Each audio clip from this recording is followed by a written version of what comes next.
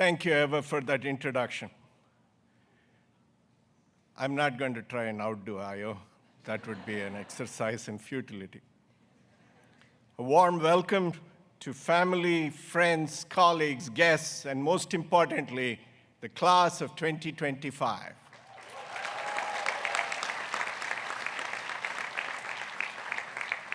Most things we celebrate, we achieve with the help of many others. Giving thanks and acknowledging support must go hand in hand with celebration.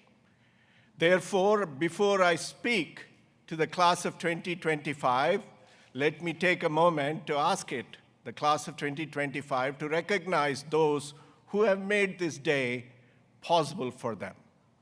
Parents, grandparents, siblings, partners, children, and friends. Your teachers, members of the faculty, deans, coaches, advisors, and staff. Graduates, please stand and applaud these individuals who have contributed to your many successes.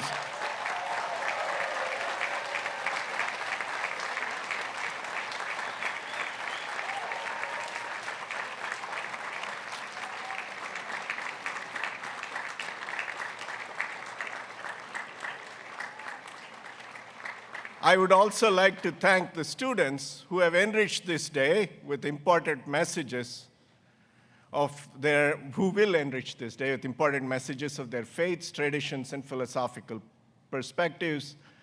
Thank you to the string quartet and the jazz quartet for sharing your talents with us, enlivening the ceremony through music. Special thanks to Reverend Elise Nelson-Winger and her colleagues in the University Chaplaincy for organizing this afternoon's celebration. And thank you to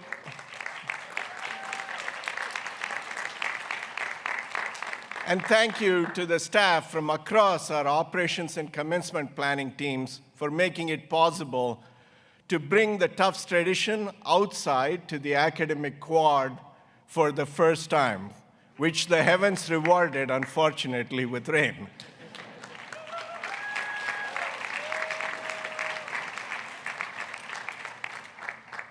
Finally, thank you, Ayo, for that incredible Wendell Phillips address. You're an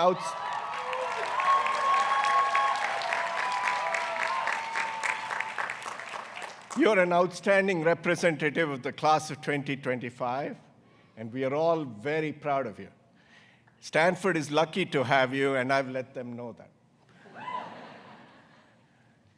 Before I share my reflections on your class and what lies ahead for you, I'd like to pause for a moment in the memory of Sam Summers, psychology department chair and professor, highly regarded teacher, and beloved, impactful researcher and beloved colleague who passed away unexpectedly earlier this spring.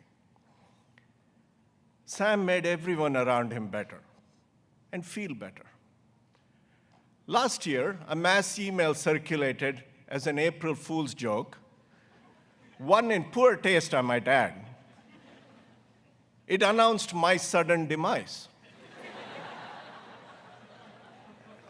As an engineer, I feel obliged to add that it was accurate, merely sent prematurely. Sam came to see me a few weeks later. He had had a T-shirt printed up with Mark Twain's famous quote on a premature obituary and gave it to me. He knew it would cheer me up. We both had a good laugh then. Although no longer with us, Sam leaves behind an enduring legacy in the hearts and minds of his students, colleagues, friends, and family, and everyone whose lives he touched.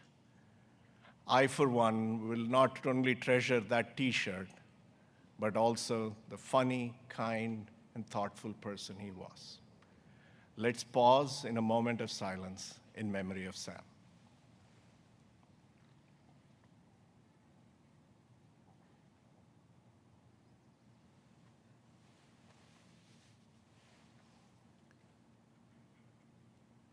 Thank you.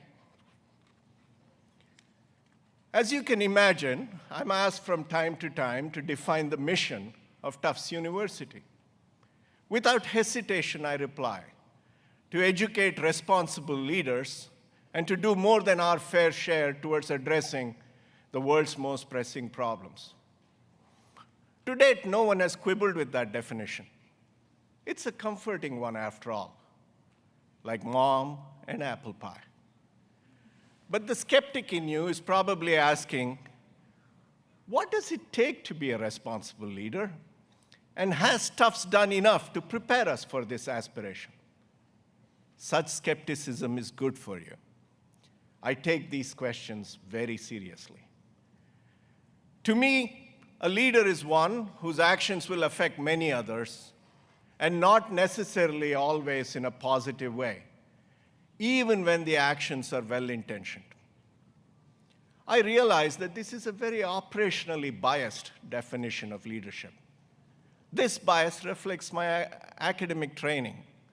As I mentioned just a few moments ago, I am an engineer after all. The relationship between actions and consequences is an incomplete and complicated one. Sam Summers' sudden passing is a stark and stunning reminder of our limited agency in this world. We do not control outcomes. One of the most cited lines from the Bhagavad Gita, the essential part of the Hindu scripture, reads, Karmanye vadikaraste ma phaleshu kadachana.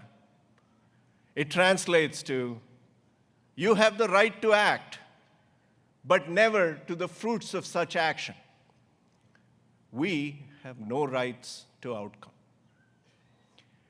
Knowledge and expertise help limit the uncontrolled parts of outcomes, but they persist nonetheless. A responsible leader acts knowing full well this limitation on agency. The leader relies on knowledge and expertise, especially of those who have dedicated themselves to acquiring such expertise. Bad outcomes cannot be solely attributed to limited agency. We are fallible and we make mistakes. Quite often, these errors are caused by hubris. We are sure that we are doing the right thing, only to realize that we were wrong to act the way we did. Moreover, a good outcome does not excuse an erroneous decision. Responsible leaders have the humility to know they can be wrong and that the meanest of their detractors may have something they can learn from. They know when they were good and when they were merely lucky. And they learn from these mistakes. I know, I certainly have. Finally, a leader's decision affects others in many different ways, and often there is no single best decision.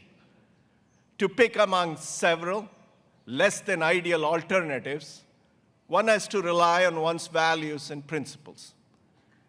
Acting on mere expediency never survives the test of time. Almost by definition, what is expedient today ceases to be that tomorrow. So one has to make hard calls. My goal in laying out this forbidden list of what it takes to be a responsible leader is not to dissuade you or fill you with doubt and anxiety. Nor, heaven forbid, is it to make excuses for my job and the decisions that I have made. Rather, it is to lay out objectively what it takes. Knowledge and expertise, and a willingness to rely on knowledge and expertise. Humility and a willingness to accept and learn from mistakes. A well-developed set of values and principles unique to you. Written this way, the list is not forbidding. If you think, I got this, you would be partially right. Your Tufts education and the very special Tufts community have given you a great start on each of these dimensions. But none of these are static. They all evolve over time. As you develop and strengthen these characteristics over the coming years, remember not just what you learned here. Remember also what it means to be a jumbo. You have the depth and expertise in your chosen area. You can think for yourself with clarity and candor. You have the humility to learn from even those you disagree with, and most importantly, from life. You know that it is not enough to do well for yourself. It is necessary to do good for others and to take care of the herd. You have a set of values and principles that you will constantly test, hone, and refine for yourself. I'm almost at the end of my remarks, and you may be surprised that I haven't mentioned anything so far about the attacks on higher education or any of the other dramatic developments of the day. It is not that I'm not concerned by these. It is just that the appropriate time frame for this address is the rest of your life. Given that, worrying about what happens today seems rather myopic. That said, I'm relieved that Rumesa Ozturk has been released to continue her thesis.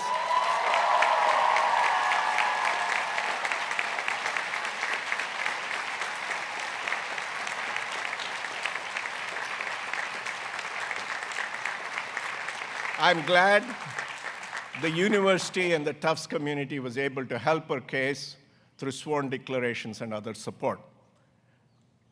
Unfortunately, the future may yet hold curveballs. One of my favorite movies is Bridge of Spies, a Cold War thriller. In it, a Soviet spy, played by Mark Rylance, is caught in the US. His lawyer asks him if he's worried. Rylance replies in a flat monotone, "Would it help?" When thrown a curveball, the key for a responsible leader is not worry, but preparation and considered action. And you are ready now, and you will be even more ready in the coming years to prepare yourselves and act in a considered and thoughtful manner when you're thrown curveballs. For its part, the university will continue to act in a manner that maximally furthers its mission of educating responsible leaders and doing more than its share of addressing the world's greatest challenges, while doing the very best it possibly can for every member of the herd. And we have you, our responsible future leaders, to count on. Go Jumbos, now and forever.